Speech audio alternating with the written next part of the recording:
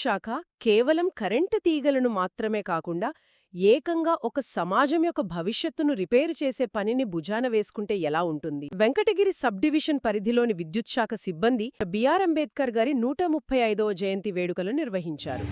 ఆ నివేదిక ఆధారంగా అసలు భీమాశయాలను కేవలం ఉపన్యాసాలకే పరిమితం చేయకుండా క్షేత్రస్థాయిలో ఒక ప్రభుత్వ యంత్రాంగం ఎలా ఆచరణలో పెట్టిందో అస్పృశ్యత నివారణ అనే పదంతో అందరినీ ఆకట్టుకొని స్వతంత్ర ఇప్పటికి కూడా ఎంతమంది దేశ నాయకులు ఒక గొప్ప నాయకుడిని లేదా మేధావిని ఎలా స్మరించుకోవాలి అనేది సమాజంలో ఎప్పుడూ ఒక కీలకమైన చర్చ. అంటే చరిత్రను గమనిస్తూ ఉన్నామో అదేవిధంగా దేశంలో గుర్తుపెట్టుకోవాలి. దయచేసి అందరూ టైం చెప్పినప్పుడు టైంకి రండి. మనం ఒక ప్రోగ్రాం అనుకున్నప్పుడు టైంకి వచ్చారంటే అండి సక్సెస్ఫుల్గా అనుకుంటాం.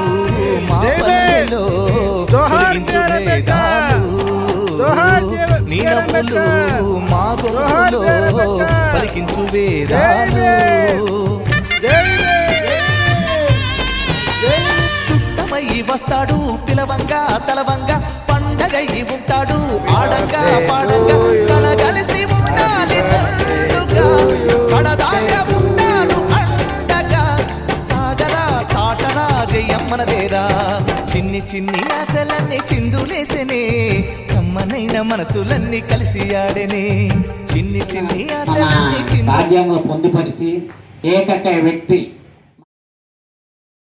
దీని ముఖ్య ఉద్దేశం ఏంటంటే డాక్టర్ బిఆర్ అంబేద్కర్ గారు మనకి ఏం చేశారు, ఎలా చేశారు, ఆయన యొక్క జీవిత చరిత్ర ఎలా ఉంటుందనేది మీరంతా పుస్తకాలు చదివారు, మన మేడంలో చెప్పారు. సో దీన్ని స్ఫూర్తిగా తీసుకొని మనమంతా ఏం చేయాలి, బాగా చదవాలి.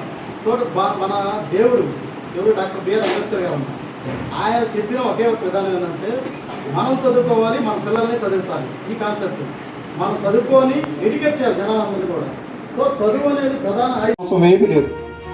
రాముడు దశరథ మహారాజుకి ఎలా పుట్టాడో మనం మన అమ్మాయికి అట్లా పుట్టాం. కాబట్టి మనం చెప్పుకున్నా చెప్పుకోకపోయినా, మనం ఏ చొక్కా వేసుకున్నా, ఏ ప్యాంట్ వేసుకున్నా, సూట్ వేసుకున్నా మన లెక్క మందే. సొసైటీ మనం చెప్పుకోకుండా సొసైటీకి తెలుసు. కాబట్టి ఐకమత్యంగా ఉండాలి.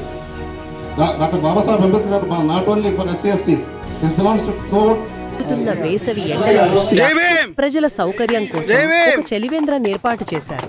అదొక మంచి ఆలోచన. అవును, ఇదొక మంచి పనే కావచ్చు. కానీ వేసవిలో చలివేంద్రం ఏర్పాటు చేయడమనేది చాలా సాధారణమైన పౌరబాధ్యత కదా. దీన్ని ఒక రాజ్యాంగ నిర్మాత జయంతి వేడుకల విశ్లేషణలో మనం ఇంత లోతుగా ఎందుకు పరిశీలిస్తున్నాం? ఇది చాలా ముఖ్యమైన ప్రశ్న. పైకి చూడటానికి చలివేంద్రం ఏర్పాటు చేయడం అనేది కేవలం దాహం తీర్చే ఒక చిన్న పౌరచర్యగా కనిపించవచ్చు. కానీ దీని వెనుక ఉన్న ఒక మైక్రో లెవెల్ ఇన్స్టిట్యూషనల్ ఎంపతిని, అంటే సూక్ష్మస్థాయి సంస్థాగత సహానుభూతిని అంటారు.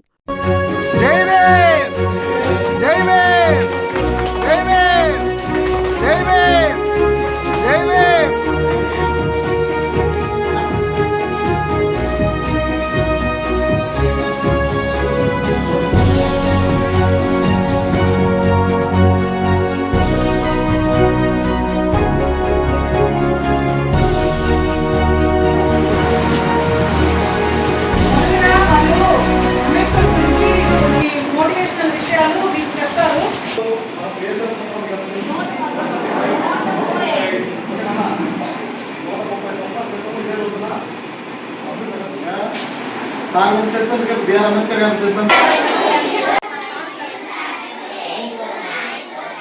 ఎప్పుడు పుట్టాడో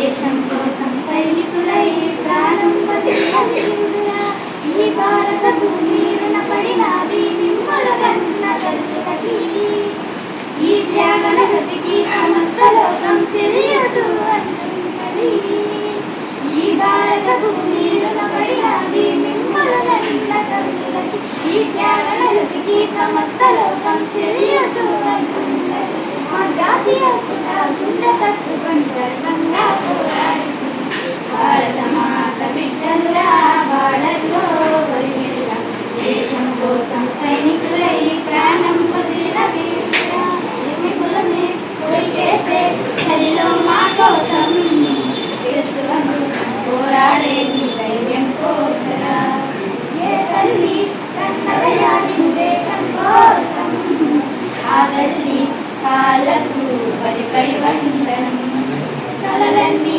కన్నాడు జవాబులకు ఈ దేశభక్తికి నిండుగా ప్రణామన్నాడు ఏమని పాడు ఈ పాట వీరని వీరునము భారత మాత బిడ్డలురా బాడల్లో ఒరిగినురా దేశం కోసం సైనికులై ప్రాణం వదిలిన వీరురా ఎక్కడి పాప కంటి నిండా నిద్రపోతుందా నీవంటూ బార్డర్లో లేకుంటే సైనికుడా లోయల్లో మనుషుల్లో ప్రతి పూట గండములే వీరత్వం వీరత్వం ఈ దేశపు నెక్కులే ఈ భారతదేశ రక్షణే కర్తవ్యం అన్నాడు ఆ శత్రు దేశముకని తెలివేసి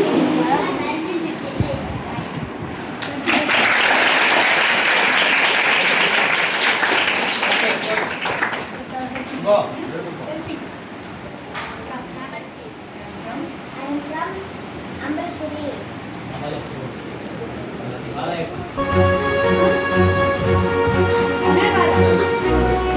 మన గురించి తెలుసుకొని ఇక్కడ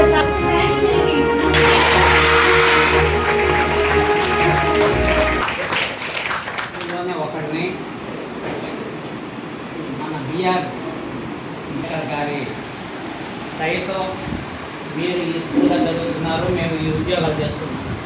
ఆయన మన యొక్క రాజ్యాంగంలో అన్ని హక్కులను పొందుపరిచి మనకు చదువు హక్కు, ఉద్యోగ హక్కు, స్వేచ్ఛగా బతకాలి. ఎవరో రాజకీయాల్లో స్త్రీలకు వాళ్ళ ఓన్లీ ఎస్సీ ఎస్టీలకే కాకుండా బీసీలకు అదేవిధంగా స్త్రీలకు ఎన్నో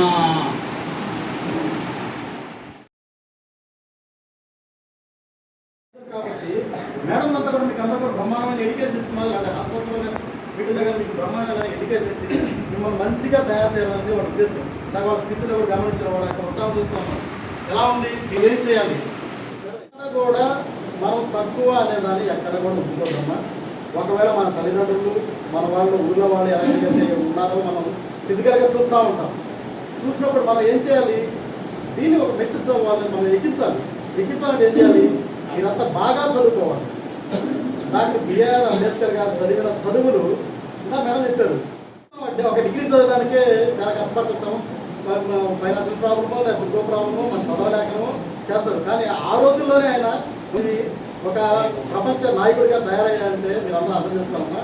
ఆ దేవుడు స్ఫూర్తిగా తీసుకొని మనమంతా ఒకే ఒక కాన్సెప్ట్, చదువు చదువు చదువు.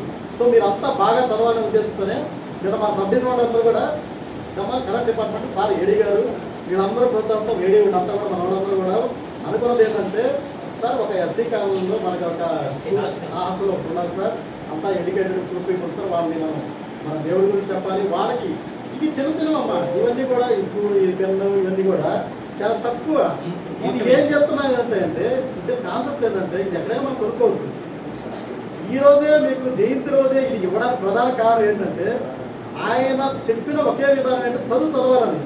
సో ఆ చదువు చదవాలంటే మనం కలం పట్టాలి. పెన్నే పవర్ చెప్తాం ఎప్పుడైనా, పవర్ మళ్ళీ దేనికైనా కానీ పెన్ పవర్కి చాలా ఇంపార్టెన్స్ ఉంటుంది.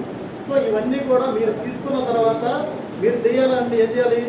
సో మనకు డాక్టర్ బిఆర్ అంబేద్కర్ గారు ఆయన ఏమైతే చెప్పాడో దానికి చదువుకి అనుగుణంగా మీరంతా బాగా చదివి మీ తల్లిదండ్రులకు మీ మేడలకు ఈ స్కూల్కి తద్వారా మంచి పేరు సాధించి మీరు ఉన్నత శిఖరాలకు ఎదగాలనేది ఈ ఆలోచన కోసమే ఇవన్నీ కూడా మా సార్ వాళ్ళ టీం అంతా కూడా ఏర్పాటు చేస్తారు. దాని కాన్సెప్ట్ అంటే అదే.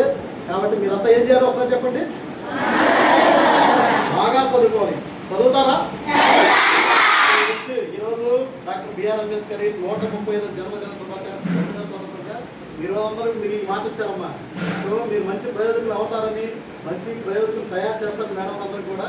మేమంతా మరోసారి అందరికీ విషయం తెలుపుతూ దీన్ని ఇంత ఘనంగా ఒక కార్యక్రమాన్ని ఏర్పాటు చేయడానికి మా వాళ్ళంతా ఓడిఎంకి మా ఏడి గారికి, మా రాజేష్ గారికి అందరూ కూడా మా శాఖ ధన్యవాదాలు తెలుపుతూ